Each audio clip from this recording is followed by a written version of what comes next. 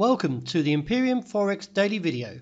Before we begin, it should be noted that any advice is of a general nature only and that your personal circumstances have not been taken into consideration. Hello everyone, my name is Rob Clayton and thank you very much for joining me. The Australian dollar briefly extended its gains on Friday and managed to print a high of 80.38, and you can see was an actual spike like the previous attempt towards the upside. And if you look back over the history over the last few months, you can see the Australian dollar has only spiked at this 80-cent region and not sustained. It is from there that I believe the market will sell off and look back towards 79.30.40 and continue to see failed upside attempts towards 80 cents. At the present stage, the market is still holding to a bearish outlook for euro.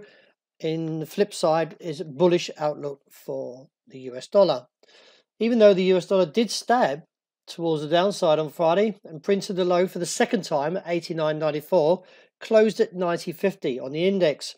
This in terms supports bearishness for the euro for this week.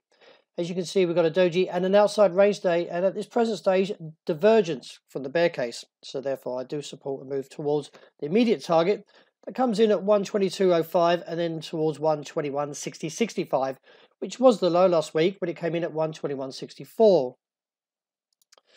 Well, the dollar yen case is still a little bit concerning. So the fact is, although we did get an outside range day to the bull case, the last 3 days, or the last 2.5 days to be more exact, is the fact of breaking down and struggling to even get any kind of momentum. If we fail to get a further upside case today, then we could be looking at 109.65 as a target, with the immediate support coming in at 110.30.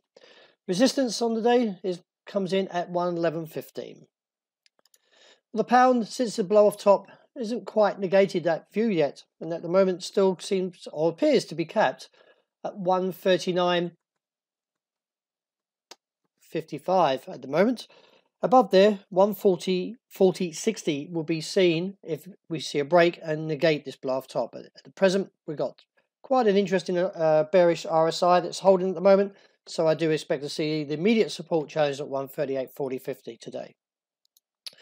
Well, the gold outlook, well, we did have a couple of indications to the bear case, but at the moment it still seems happy to be holding at 1,324. Even though we have got dojis from both sides and a bearish outside range day, could see further weakness from the MACD supporting this case down to back to 24. Now, if we see a break there, we'll give further exposure, but I'm not overly bearish.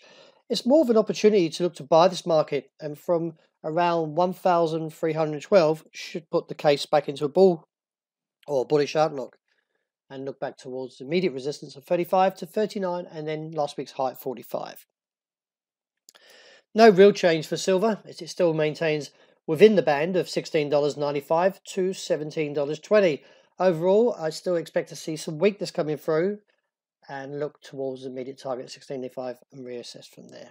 And to wrap up with oil, well, the market is clearly breaking down, and from a technical point, the MACD also supports this case towards $62.60, and potentially we may have seen a high for now, and also taking out the short-term trend does support my bearish view, and see where the market looks from 62.60. So that wraps up for today. Thank you very much for joining me, and I hope you have a wonderful day ahead.